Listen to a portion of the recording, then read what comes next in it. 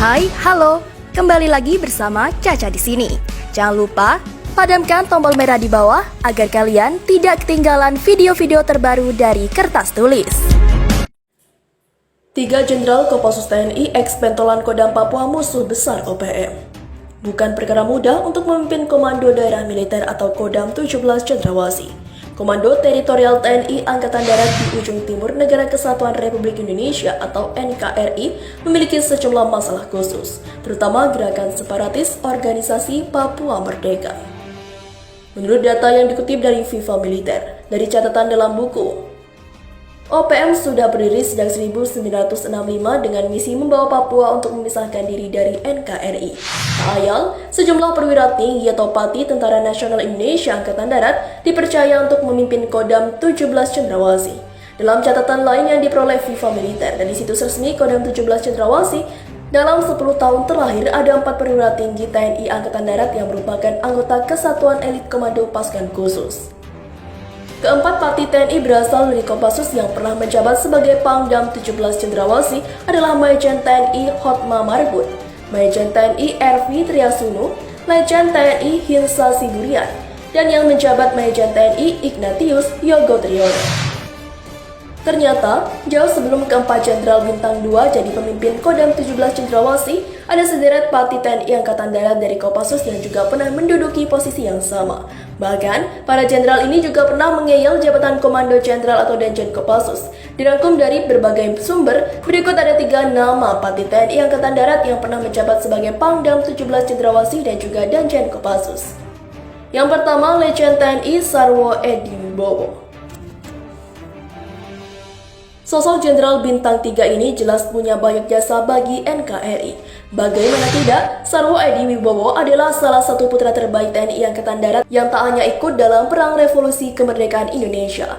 Pria kelahiran Purworejo, Jawa Tengah 25 Juli 1925 juga berperan besar dalam operasi penuntasan anggota Partai Komunis Indonesia.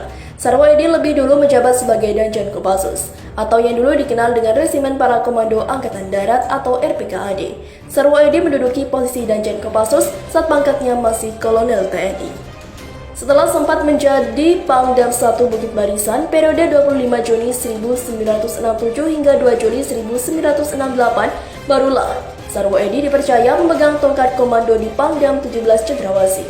Ia menduduki posisi itu mulai dari 2 Juli 1968 hingga 20 Februari 1970. Seperti yang diketahui, Sarwo Edi adalah ayah dari Ibu Negara RI ke-6, Kristiani Herawati atau Ani Yudhoyono, dan mantan Kepala Staf TNI Angkatan Darat atau Kasat, Jenderal TNI Purnawirawan Pramono Edi Wibowo. Selain itu, Sarwo Edi juga adalah ayah menantu Presiden RI ke-6 Jenderal TNI Susilo Bambang Yudhoyono serta kakek Mayor TNI Agus Harimurti Yudhoyono.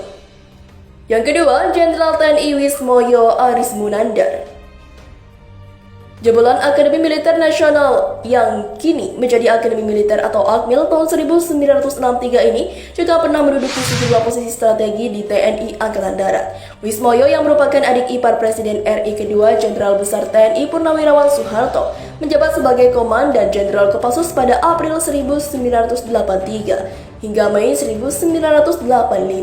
Setelah dipercaya menjabat sebagai Kepala Staf Kodam 9 Udayana, Wismoyo sempat menjadi Pangdam 4 di Ponorogo pada 1988 hingga 1990. Setelah itu Wismoyo ditunjuk sebagai Pangdam 17 Cendrawasih yang saat ini masih bernama Kodam 8 Trikora. Karir Wismoyo kian moncer, sebab pasca purna tugas sebagai Pangdam 8 Trikora, ia menduduki jabatan baru sebagai Panglima Komando Cadangan Strategi Angkatan Darat periode 1990 hingga 1992 dan Wakil Kepala Staf TNI Angkatan Darat pada 1992 sampai 93. Pangkatnya naik jadi Jenderal Bintang 4 saat didapuk menjadi Kepala Staf TNI Angkatan Darat pada 6 April 1993. Yang ketiga, Lejen TNI Tarup. Namanya memang tidak terlalu dikenal publik seperti Sarwo Edi dan Wismoyo. Namun, di kalangan TNI Angkatan Darat, sosok Lejen TNI Tarup sangat dihormati sebagai seorang prajurit tempur terbaik.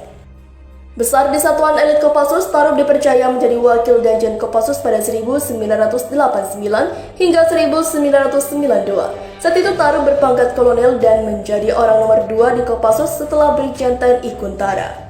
Setelah Kuntara punah tugas, Tarub naik menggantikannya. Pria asli Malang ini menjabat posisi Danjen Kopassus mulai Juli 1992 hingga Juli 1993. Setelah itu Tarub naik pangkat menjadi Letjen TNI atau Letnan Jenderal dan mendapatkan posisi baru sebagai Pangkostrat. Menjabat sebagai Pangkostrat selama hampir 2 tahun, Tarub kemudian dipercaya untuk memegang posisi sebagai Kepala Staf Umum Angkatan Bersenjata Republik Indonesia atau ABRI 1996 hingga memasuki masa pensiun 1998. 3 Jenderal Kopassus TNI yang pernah jadi pentolan Garuda Hitam.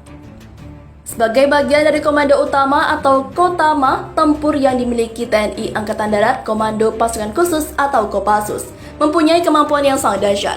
Kehebatan pasukan elit ini bahkan sangat disegani dunia. Ada beberapa perwira tinggi TNI yang punya catatan apik yang melewati perjalanan sebagai Komandan Komando Resource Militer 043 atau Garuda Hitam. Korem 043 Garuda Hitam sendiri berbasis di Tanjung Karang, Bandar Lampung. Saat ini Korem Garuda Hitam dipimpin oleh Brigadir Jenderal TNI Toto Jumariono, Jenderal Bintang 1 seangkatan Kepala Staf TNI Angkatan Darat Jenderal TNI Andika Perkasa, ditunjuk sebagai Danrem Garuda Hitam menggantikan Kolonel Taufik Hanafi. Jauh sebelum Toto menjadi Danrem Garuda Hitam, ternyata ada sejumlah nama besar yang juga pernah menduduki posisi ini.